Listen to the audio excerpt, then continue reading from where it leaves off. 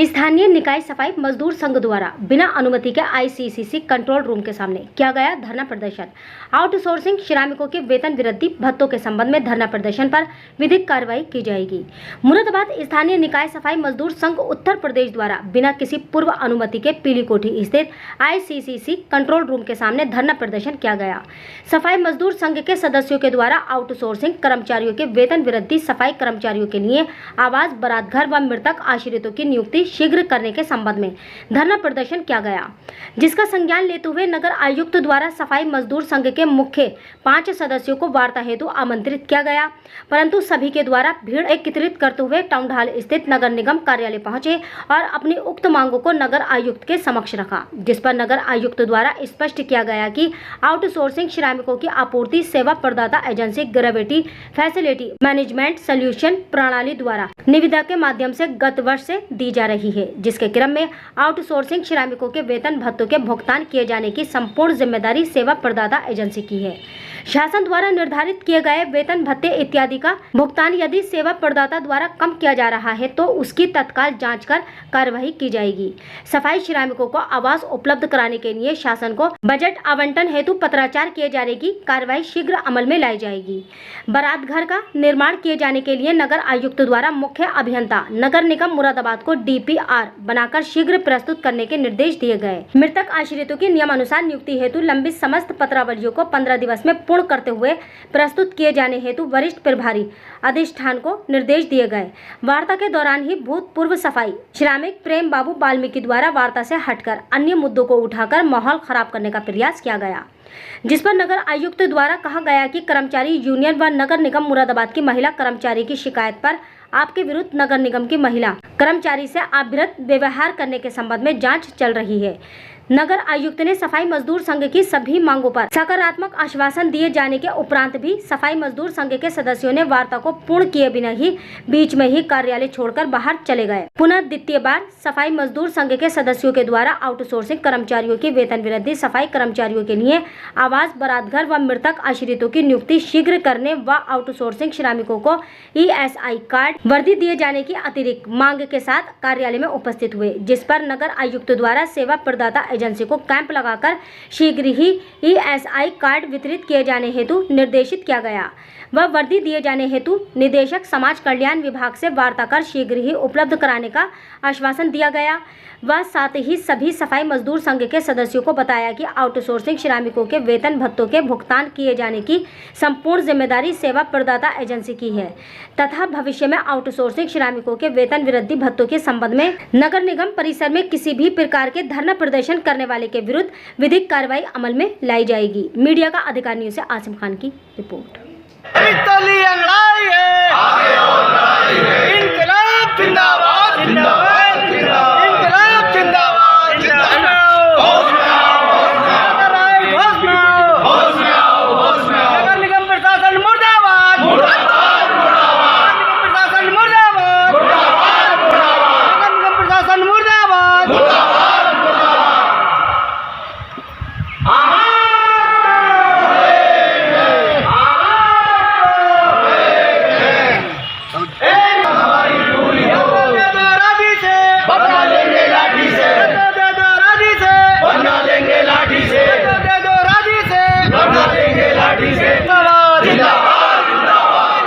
नगर निगम camp कार्यालय पर प्रदर्शन चल रहा है, किन मांगों को लेकर प्रदर्शन है आज? देखिए, सब प्रथम तो एक हमारा कमरा था सफाई कर्मचारियों का। यहाँ सफाई कर्मचारी जाके बैठ जाते थे, अपनी मांगों को भी वहाँ लिखित में दे देते थे। उन्होंने मौजूदा जो नगर आयुक्त हैं उन्होंने वो चाबी छीन ली हमारे नेताओं से और उनका अपमान भी किया गया है, जो कभी बर्दाश्त नहीं करेंगे। दूसरा ये है कि 15,000 आउटसोर्सिंग के थे, वो आज तक नहीं दिए गए हैं। 3 महीने का एरियल जो हमारा बनता है वो अभी तक नहीं दिया गया है। तो ये सब प्रथम तो ये है कि वो चाबी जैसे ली वैसे लौटा दें, ना इस महानगर को महानरक बना देंगे 1 हफ्ते के अंदर अंदर। अगला कदम ये होगा कि काम बंद कर देंगे और हम अपने घरों पर बैठेंगे। सर, आज नगर आयुक्त साहब को ज्ञापन दिया गया है संगठन की तरफ से, क्या मांगे थी? नगर आयुक्त साहब को 2 वार्ता हुई हमारी। नगर आयुक्त साहब को ज्ञापन दिया था हमने। एक तो तत्कालीन नगर आयुक्त महोदय ने, और जो बोर्ड में 23 जून को हुआ, उसके बाद एक समझौता रिटेन में हुआ था कर्मचारियों के वेतन को लेकर 15,000 रुपये प्रति कर्मचारी, लेकिन वो 15,000 रुपये न मिल सका। उस बाबत कमेटी भी बैठी, डिप्टी कमिश्नर लेबर साहब ने भी उस पर साइन कर दिए थे। तो वो पत्रावली इसलिए अभी अवेलेबल नहीं है कि एओ साहब का ऑपरेशन हुआ है और वो 15 तारीख तक छुट्टी पे हैं। तो उसमें बड़ी सकारात्मक बात रही है। नगर आयुक्त साहब ने कहा कि अगर मेरे कलम में होता तो इतनी मेहनत का, और चूँकि गंदगी उठाते हैं, हम अपनी गंदगी उठाकर हाथ साफ़ करते हैं, वो दूसरों की उठाते हैं, तो मेरे कलम में हो तो मैं 1 लाख रुपये महीना दूं तो वो कम है। ये एक बहुत अच्छा नगर आयुक्त जी की बात लगी मुझे इतने कार्यकाल में।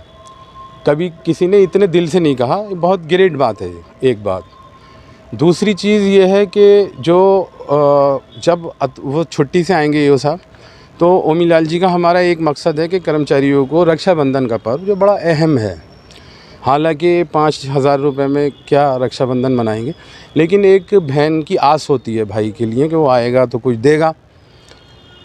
तो 5,000 रुपये एडवांस की शक्ल में मिलेंगे हमें, और जब वो प्रक्रिया पूरी हो जाएगी, फ़ाइल का इंस्पेक्शन करेंगे नगर आयुक्त साहब, क्योंकि नगर आयुक्त साहब ने अभी फ़ाइल नहीं देखी है। तो हो सकता है कि 23 के बाद हो जाए तो कर्मचारी फिर अधर में रहते। तो बड़ी अच्छा सा हल निकला कि 5,000 रुपये सभी को दिए जाएंगे, और अगर आपका एरियर बनता है तो उसमें वो एडजस्ट हो जाएंगे। तो सकारात्मक बात है।